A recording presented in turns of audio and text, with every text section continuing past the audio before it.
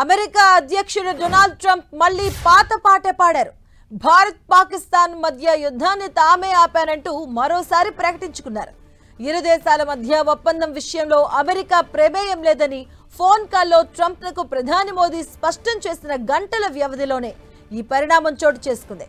ఇదే క్రమంలో I love Pakistan అంటూ కామెంట్స్ చేశారు ట్రంప్. భారత్ పాక్ మధ్య ఉద్రిక్తతలను తన జోక్యంతోనే సద్దుమణిగాయని ప్రకటించుకున్న అమెరికా అధ్యక్షుడు ట్రంప్ ఆ వాదనను కొనసాగిస్తూనే ఉన్నారు. మరోవైపు ఇజ్రాయెల్ ఇరాన్ మధ్య తీవ్ర ఉద్రిక్తత పరిస్థితులు నెలకొన్న వేళ పాకిస్తాన్ ఆర్మీ చీఫ్ అసీఫ్ మునీర్ను అమెరికా పర్యటన చేపట్టారు. ఈ నేపథ్యంలో ట్రంప్ ఆయనకు విందు ఏర్పాటు చేశారు. వైట్ హౌస్ లోని కేబినెట్ రూమ్ లో విందుకు వేదిక అయింది. ఓవైపు ఇరాన్ కు పాకిస్తాన్ కు సన్నిహిత దేశం కావడం, మరోవైపు పాక్ ఆర్మీ చీఫ్ అమెరికా అధ్యక్షుడితో భేటీ కావడంతో ప్రాధాన్యత సంతరించుకుంది. ఒక దేశానికి చెందిన ఆర్మీ చీఫ్ కు వైట్ హౌస్ లో అమెరికా అధ్యక్షుడు విందు ఇవ్వడం చాలా అరుదైన విషయం.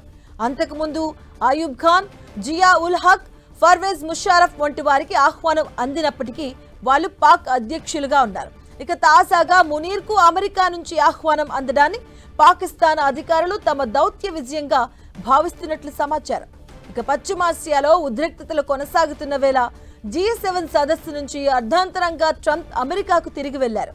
అనంతరం మోదీతో మాట్లాడిన ఆయన కెనడా నుంచి అమెరికాకు రావాలని ఆహ్వానించారు. అయితే ముందస్తు ప్రణాళిక నేపథ్యంలో కుదరదని మోదీ చెప్పినట్లుగా భారత విదేశాంగ శాఖ వెల్లడించింది. మరోవైపు భారత్ పాక్ ఉద్రిక్తతలపై మరోసారి మాట్లాడిన ట్రంప్ ఈ దేశాల మధ్య యుద్ధాన్ని తానే ఆపానంటూ మళ్లీ పాత పాటే పాడారు. పాకిస్తాన్ వైపు నుంచి మునీర్, భారత్ తరపున మోదీ తదితరులు యుద్ధానికి తెరదించేందుకు చొరవ చూపానన్నారు.